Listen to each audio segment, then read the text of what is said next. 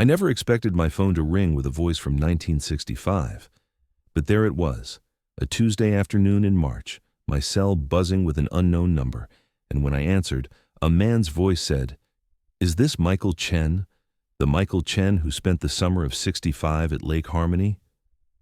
My hand actually trembled. Nobody calls me by my full name anymore. Nobody remembers Lake Harmony. I'm 72 years old, and I thought I'd buried that summer under decades of a carefully constructed life, a marriage that ended quietly, 2 grown children who love me but don't really know me, and a comfortable retirement in a city where nobody asks too many questions about your past. "Yes," I said, my voice catching. "This is Michael." "This is David Morrison. I was the lifeguard that summer. I found your number in my father's Rolodex." I sat down hard on my kitchen chair. David Morrison. God, I hadn't let myself think that name in 58 years. The Rolodex detail hit me like a wave.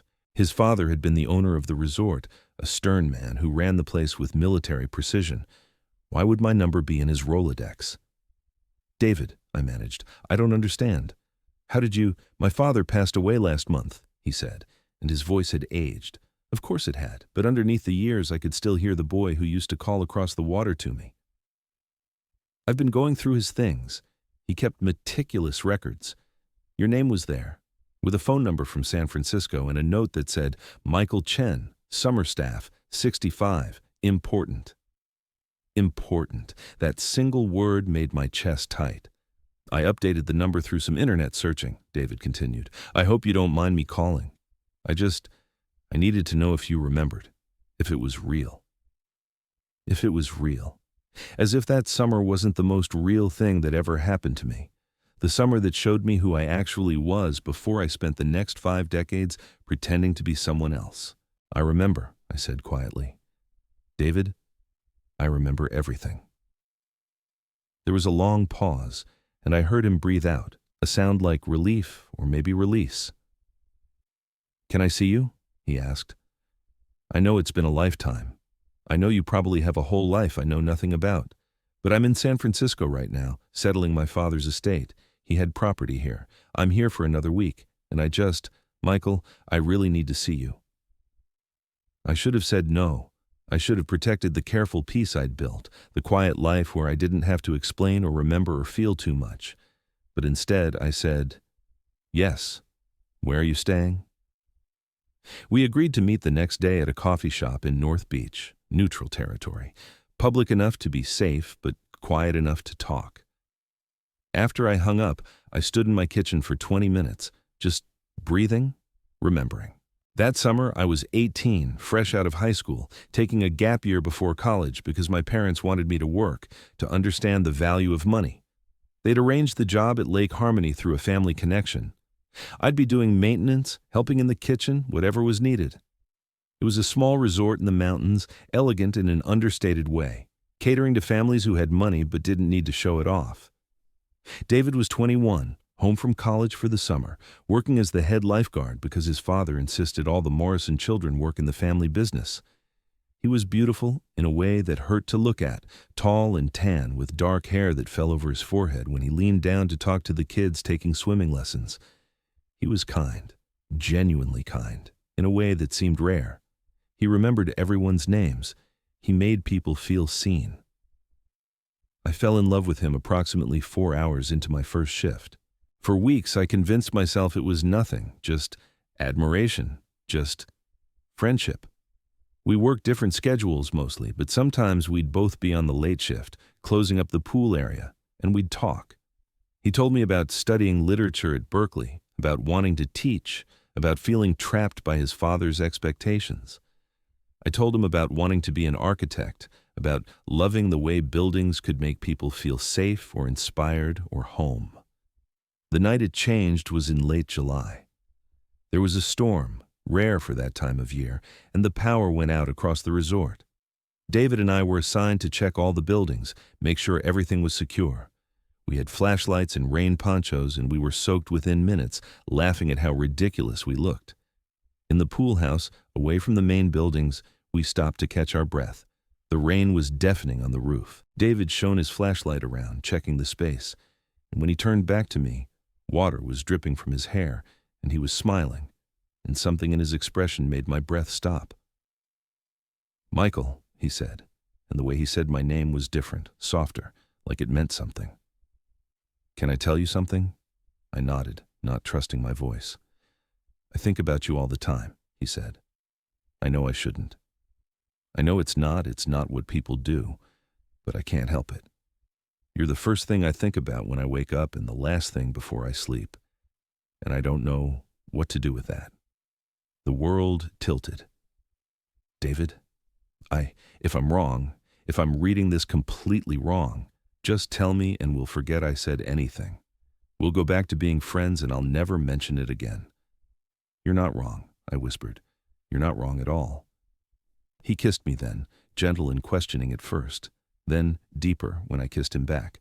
We were 19 and 21, terrified and exhilarated, and for those few minutes in the dark pool house with the rain pounding above us, nothing else existed. That summer became a secret world. Stolen moments in the early morning before anyone else was awake, late nights by the lake when we were supposed to be doing inventory or maintenance. We never said the words out loud, never defined what we were. But we both knew. We knew it was love, and we knew it was impossible. His father found out 3 weeks before summer ended. I never knew how. Maybe we got careless. Maybe someone saw something. Maybe a father just knows when his son is keeping a secret that size. He called me into his office, and his face was like stone. "You'll finish out the week," he said. "Then you'll leave. You'll go to college as planned, and you'll never contact my son again. If you do, I'll make sure every college in the country knows exactly what kind of person you are. I'll destroy any future you think you're going to have." I was 18. I was terrified. I agreed to everything. David tried to find me that last week, but his father kept him busy with projects on the other side of the resort. The morning I left, I saw him standing by the pool, watching the road, and our eyes met across the distance. I couldn't read his expression, couldn't tell if he was angry or heartbroken or relieved. I got in the car that would take me to the bus station, and I didn't look back. I went to college, I studied architecture, I built buildings, and eventually I built a life that looked normal from the outside. I married a woman named Jennifer, who was kind and smart and deserved so much better than what I could give her. We had 2 children I loved desperately. We divorced after 23 years, and she said she'd always known something was missing, but she'd hoped love would be enough. I've spent the last 2 decades alone, telling myself it was better this way, safer. Now, walking into that coffee shop in North Beach, I saw him immediately. He was sitting at a corner table, and 58 years had changed him but not erased him. His hair was white now, his face lined, but his eyes were the same, and when he stood up, I saw he was still tall, still moved with that same gentle certainty. "Michael," he said, and he smiled, and I felt 18 again. We sat down, ordered coffee neither of us drank, and for a long moment we just looked at each other. "You got married," he said finally. It wasn't a question. "Yes, divorced now, 2 kids. You?" "Married, widowed 5 years ago, 3 children, 6 grandchildren." He paused. "I loved her, Michael. I want you to know that. She was a good woman, and I loved her as much as I was capable of loving anyone." "But," I said gently, "but she wasn't you." His voice cracked. "And I spent 58 years wondering if you remembered, if it meant anything to you, or if I was just a summer romance you forgot about." "I never forgot," I said. "Not for a single day." He pulled something from his pocket, a photograph, faded and creased. It was us, taken by one of the other staff members, standing by the lake, not touching but standing close, and anyone who really looked could see it in our faces, the way we were looking at each other instead of the camera. "I kept this," he said. "I kept it hidden for 58 years. My wife never found it. My children never saw it. But I kept it." I took the photograph with shaking hands. We looked so young, so full of hope and fear and possibility. "My father kept your information," David said. "I found a letter too, one he never sent. He wrote it a year before he died. It was addressed to me, and it said he was sorry, that he'd been wrong, that he'd let his fear control him, and he'd hurt us both. and he hoped someday I'd forgive him. Did you? I asked. I don't know yet, David said honestly. But finding that letter, finding your number, it felt like permission, like maybe it's not too late for something. We're 72 and 75 years old, I said. What could we possibly have? Truth, he said simply. Finally. Whatever time is left, we could have truth. We talked for 4 hours in that coffee shop. We talked about our lives, our children, our careers, our regrets. We talked about that summer, filling in the gaps, sharing the moments we each remembered alone. The sun moved across the floor and the coffee shop emptied and filled again, and we kept talking. When we finally left, he walked me to my car, and at the door he said, "Can I see you again? Tomorrow?" "Yes," I said, "and the day after that." "And the day after that?" "As many days as we have left," I said.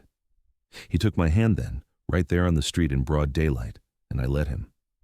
After 58 years of hiding, of being careful, of protecting everyone else's comfort, I let him hold my hand, and I didn't care who saw. That was 6 months ago.